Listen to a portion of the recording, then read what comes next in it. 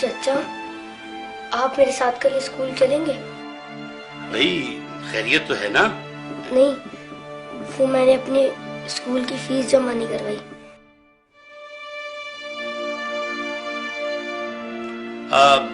بیٹا تم کیا کرو گے اسکول پڑھ کے؟ دیکھو تم میرے ساتھ دکان پر آ جانا، میرے پاس 2 ملازم ہیں، جب تمہارے کام سمجھ میں آ جائے گا تو ایک کی چھٹی کرا دوں گا۔ تم لوگ دھیان سے پڑھو، ٹیچر کے آنے سے پہلے اپنا ہوم ورک مکمل کر لو۔ اچھا چچا میں چلتا ہوں۔ ارے نہیں بھائی، کھانا کھا کے جانا۔ ہائے ابھی ہمارا کھانا تیار نہیں ہوا۔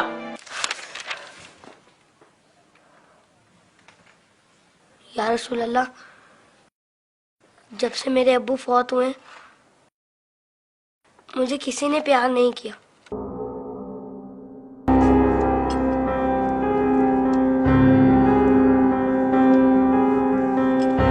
لوگ مجھے لاوارث سمجھتے ہیں، مگر یتیموں کے وارث تو آپ ہیں۔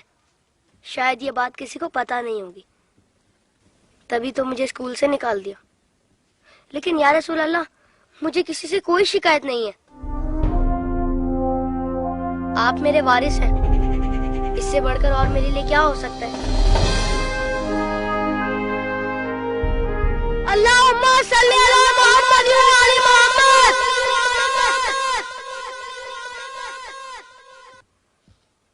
اپنی ولادت کے موقع پر میرا یہ درود شریف قبول فرمائیے۔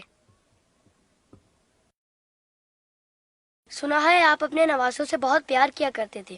امام حسن علیہ السلام اور امام حسین علیہ السلام کو کندھوں پر بٹھا کر سیر کرایا کرتے تھے۔ آپ امام حسین علیہ السلام کے گلے کے بوسے لیا کرتے تھے اور روتے تھے۔ آپ کو پہلے سے علم تھا نا کہ امام حسین علیہ السلام کے گلے کو کاٹا جائے گا؟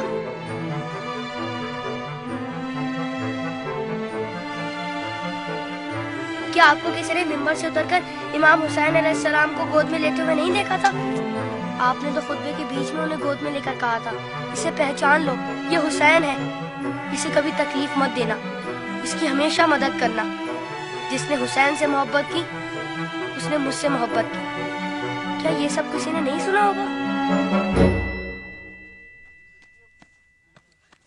ساقی کوثر نے جب ننھے علی اصغر کے لیے پانی کا سوال کیا تو یزیدی لشکر میں سے کسی نے بھی انہیں پانی نہیں دیا۔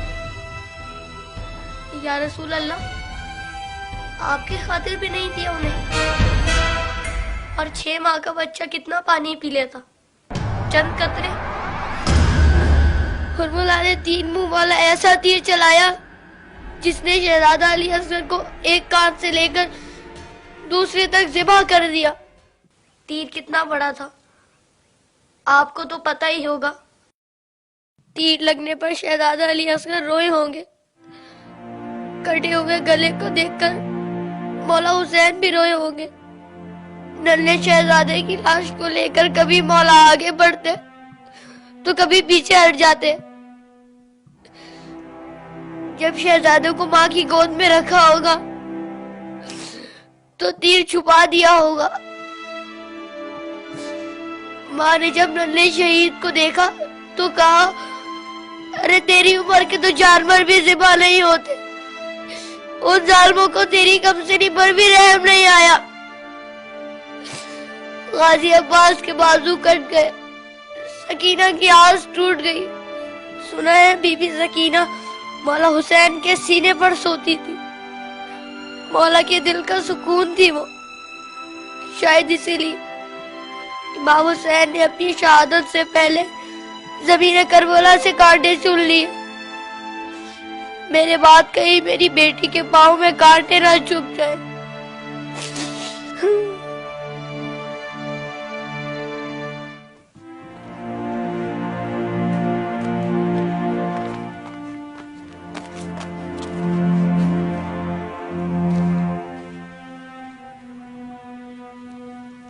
مولا حسین جب قاسم کی لاش لینے میدان میں گئے تو 3 دفعہ پکارا، تینوں ہی دفعہ جواب نہیں آیا۔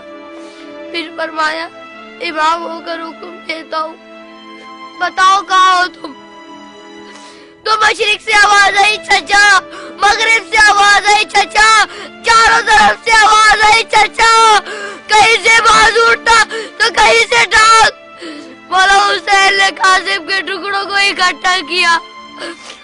پٹڑی بنائے اور کہا حسین غریب ہو گیا.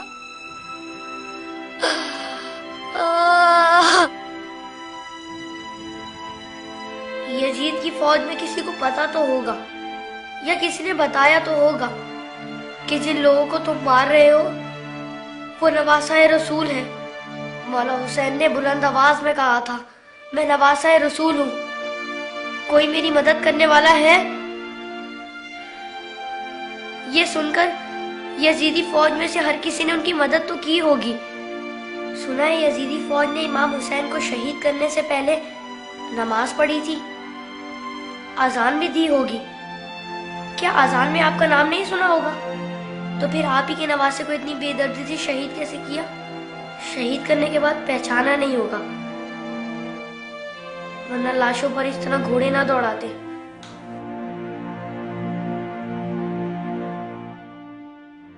عمر سعد کے بعد شمر نے آ کے کہا میرے عزے کا سر کہاں ہے؟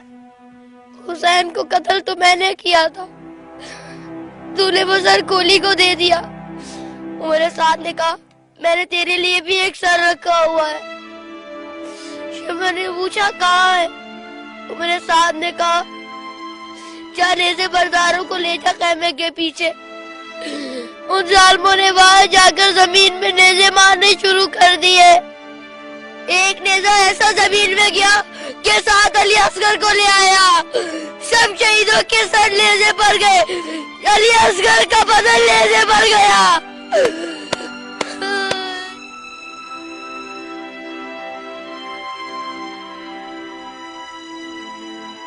ان ظالموں نے جب بیویوں کو ننگے سر بازاروں میں پھرایا تو امام حسین کے سر نے تلاوت شروع کر دی,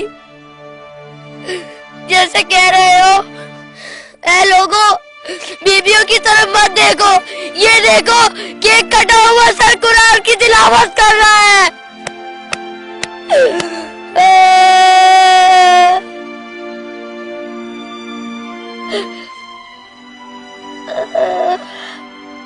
جب میں کربلا کا ذکر کرتا ہوں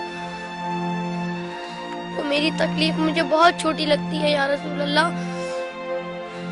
جب جب آپ مجھے یاد آتے تب تب مجھے کربلا والے یاد آتے.